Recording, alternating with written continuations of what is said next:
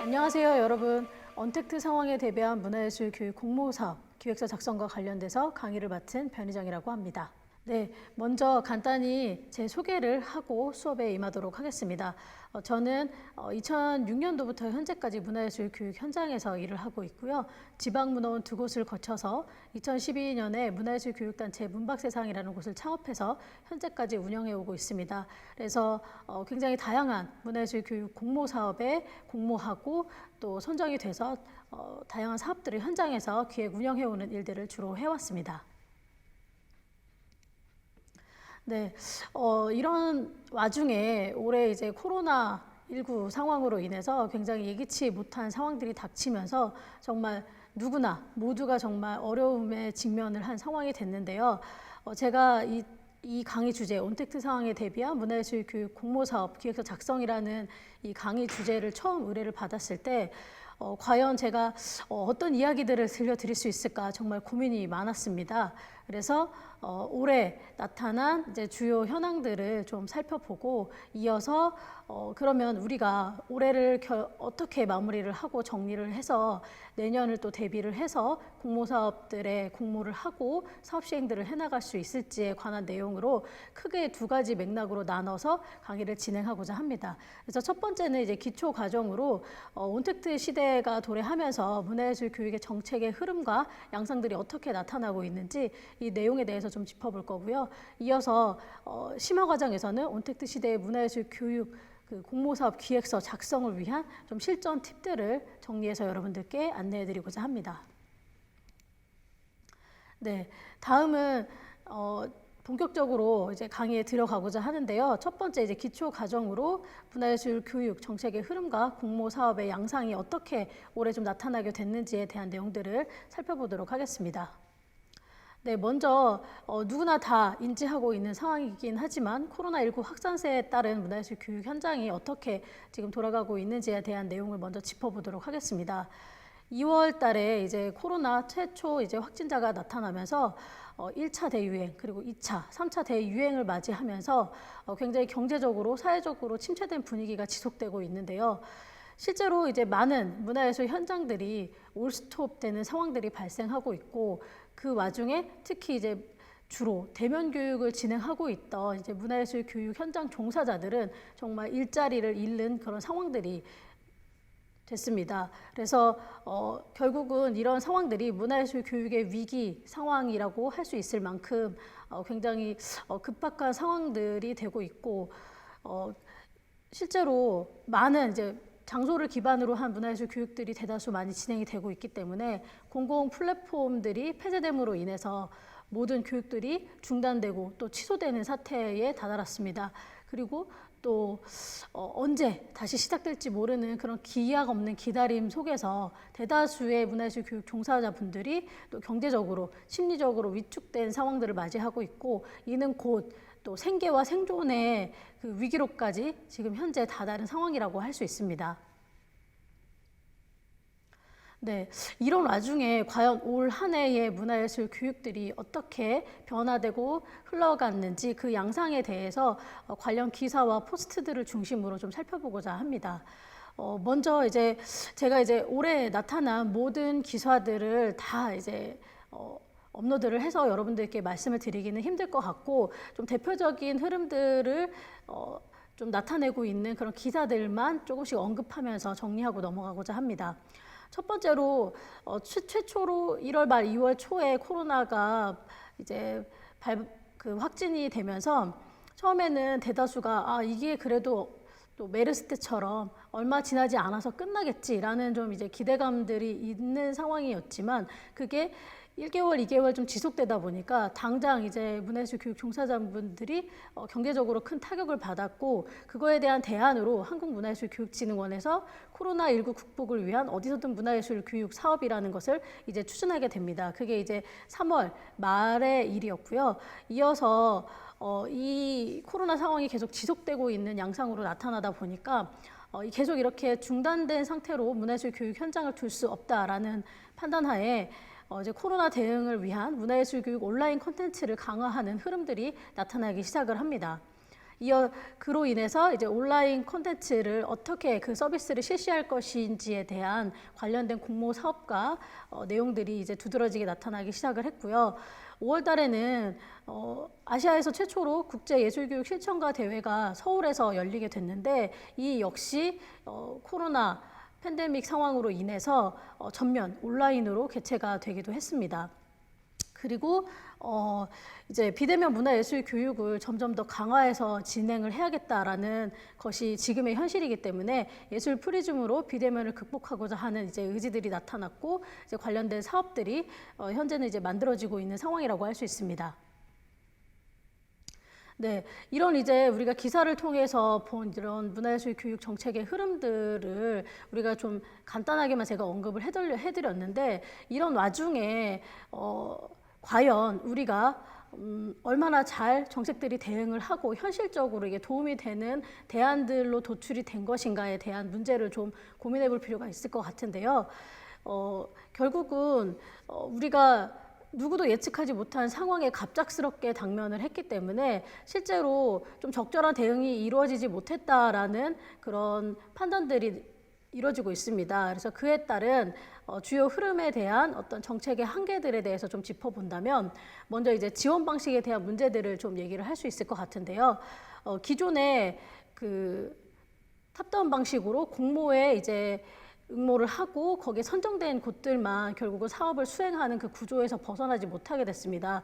사실 지금 문화예술 교육 현장에 있는 이 위기 상황에 놓인 종사자들 같은 경우는 직접적인 지원이 이루어져야 되는 상황에 놓여 있음에도 불구하고 현실적으로는 공모 사업은 결과적으로는 예산의 한계가 있기 때문에 누구에게나 보편적으로 지원할 수 없는 형태인 공모사업 형태로밖에 지금 현재 지원이 되고 있지 않다는 부분이 이제 지원 방식의 한계라고 할 수 있고요.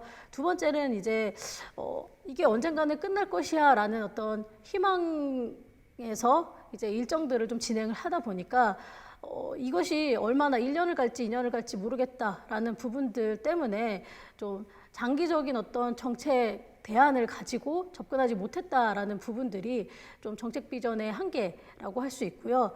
또 하나는 정책이 이렇게 대응할 수밖에 없었던 이유 중에 하나는 누구도 전 세계적으로 유례가 없는 선례가 없는 지금의 상황에 놓여 있기 때문에 어떤 지금 팬데믹 상황에 좋은 대안이라고 할 만한 그런 새로운 모델들이 부재하다라는 부분이 또 이제 그 정책 방안에 아주 큰 한계라고 할 수 있습니다.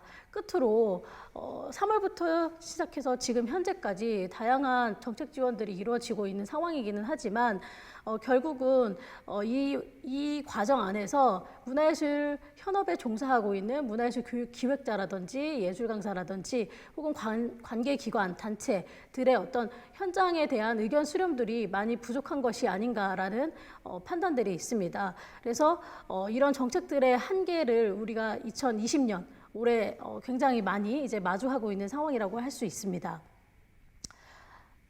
그럼에도 불구하고 이 코로나19에 대응하고자 하는 문화예술 교육 공모 사업들이 많이 이제 나타나고 있는데요. 그것에 대한 실제 양상들을 좀 몇 가지 예시로 살펴보고 넘어가도록 하겠습니다. 첫 번째는 이제 앞에 제가 기사를 언급하면서도 말씀을 잠깐 드렸었는데요. 코로나19 대응 긴급 지원 사업이라고 할 수 있는 어디서든 문화예술 교육이라는 이제 사업이 3월 말에 시행이 됐습니다.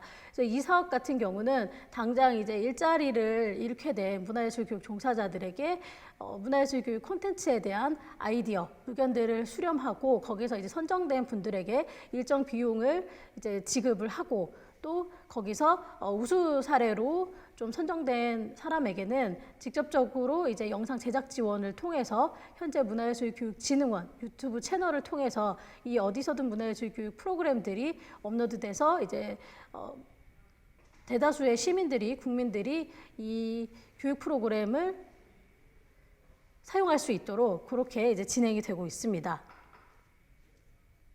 네, 다음은 2020 문화예술 교육과 혁신 시범 사업이라는 비대면 문화예술 교육 프로젝트 이 사업이 진행되고 있는 부분에 대한 건데요.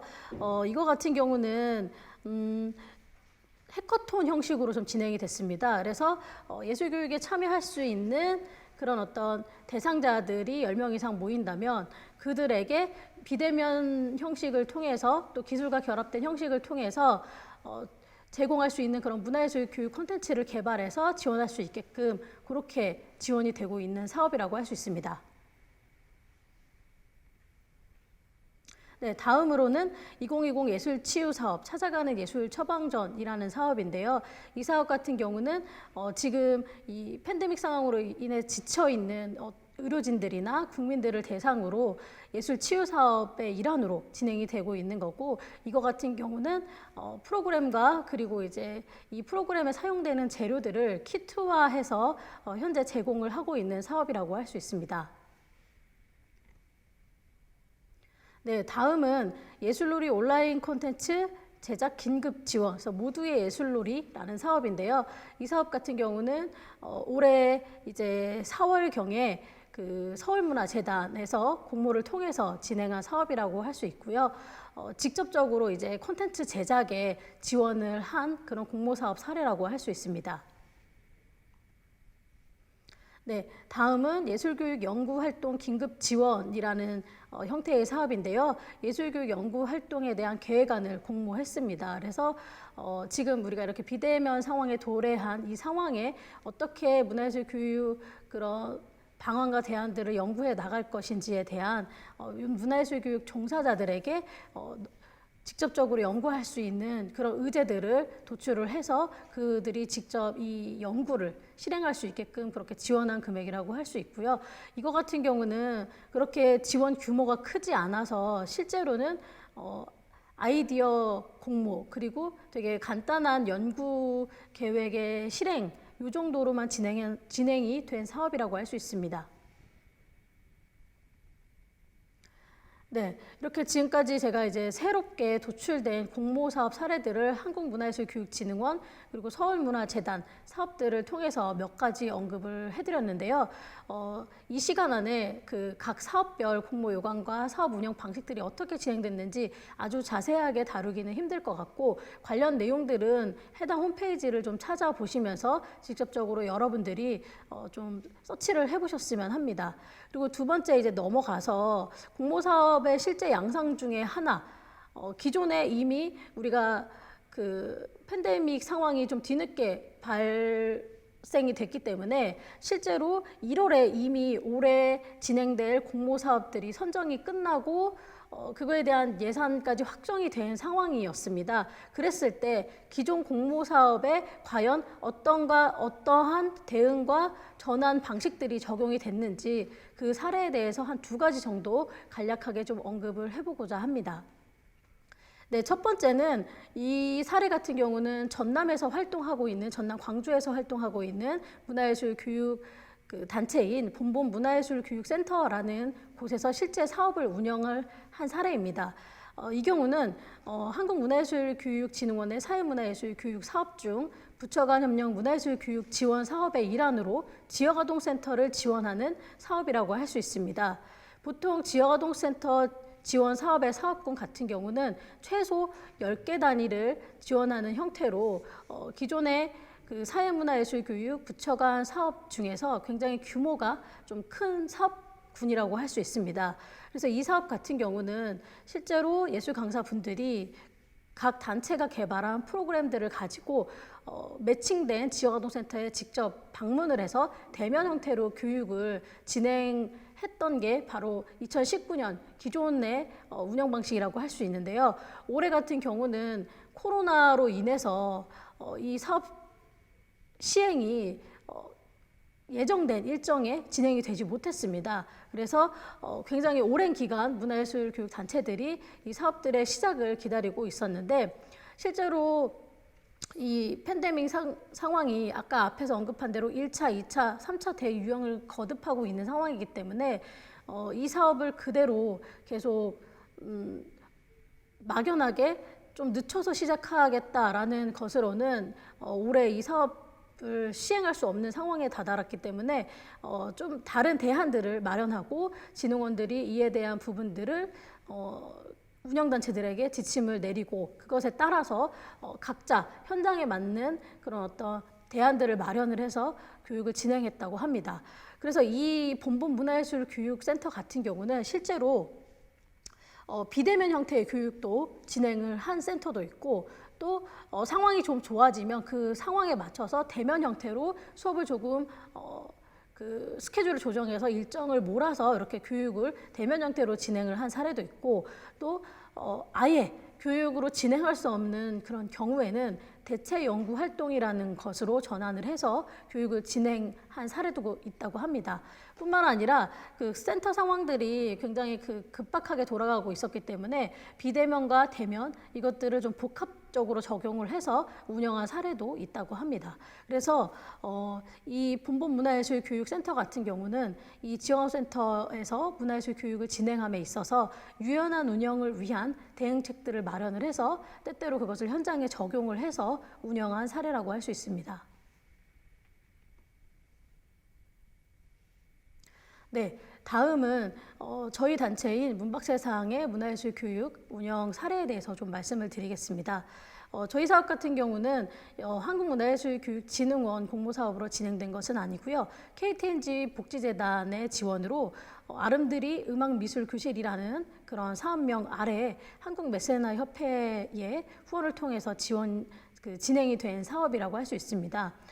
이 사업 역시 그 서울, 경기, 인천, 권역에서 지역 매칭된 지역아동센터의 예술 강사분들이 현장 방문을 통해서 대면 형태로 교육을 진행하던 사업이었고 실제로 2017년, 18년, 19년 2018년, 19년에 저희가 2년 동안 이제 사업을 운영을 했었고요. 그리고 이제 올해 3년 차를 맞이하는 상황이었는데 이 코로나 상황이 발생이 되면서 이 사업에 직접적으로 재원 지원을 하고 있는 KTNG 복지재단에서 이런 상황에서는 절대 예술교육 현장에서 대면 형태로 교육을 진행할 수 없다라는 판단하에 실제로 3월부터 교육이 진행이 됐어야 되는 상황에서 7월에서야 실제로 교육이 착수해서 진행이 될 수밖에 없었던 상황이었고요. 그 과정에서 여러 가지 이제 대안들에 대한 논의가 있었는데 결과적으로는 저희가 매칭된 42개 프로그램 중 30개 이상의 프로그램이 전면 온라인으로 전환해서 교육을 진행을 했습니다. 그래서 이 과정에서 각 그 센터에 매칭된 강사분들이 이 온라인으로 전환함으로 인해서 강사분들이 실제로 발휘해야 되는 본인들의 역량에 대해서 많은 부담감을 느꼈고 그런 부분들을 해소하기 위한 좀 저희 자체적인 대안들을 마련을 해서 좀 사업을 진행을 했었는데요. 실제로 이제 그 밴드를 통해서 각 그 매칭된 분반별 사업 운영 관리가 진행이 됐고요. 그 1개 밴드가 1개 분반의 형태, 1개 지역아동센터가 참여하는 형태로 강사분들이 직접 강의 콘텐츠를 업로드하고 이제 아이들에게 교육 결과물에 대해서 피드백을 해주고 하는 형태로 사업이 운영이 됐고요. 이 경우는 강사와 센터의 상황이 현실적으로 그 매칭된 30개가 넘는 그 센터들이 모두 다 교육 현장이 동일한 조건이 아닌 모두 다 상이한 조건으로 교육 현장이 진행이 됐습니다.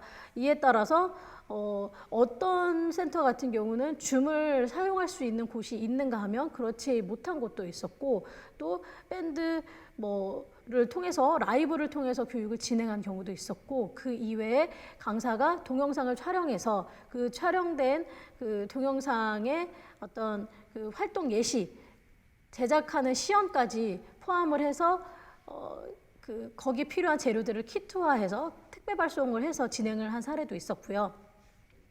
또 이런 것들을 좀 복합적으로 진행을 한 센터도 있었습니다. 그래서 그 강사들이 느끼는 그런 부담감들이 정말 굉장히 높은 상황이었고 그러면 이런 문제들을 어떻게 해결해 나가는 게 좋을까 고민을 하다가 이제 저희 운영단체 문박세상 같은 경우는 강사들에게 사전에 이제 각 그 센터별로 프로그램을 진행하기에 앞서서 저희가 사전 연수를 진행을 했습니다. 그래서 사전 연수를 통해서 강사분들이 지금 본인들에게 직접적으로 필요한 부분들을 학습하고 나아갈 수 있도록 그런 방식으로 운영을 했고요.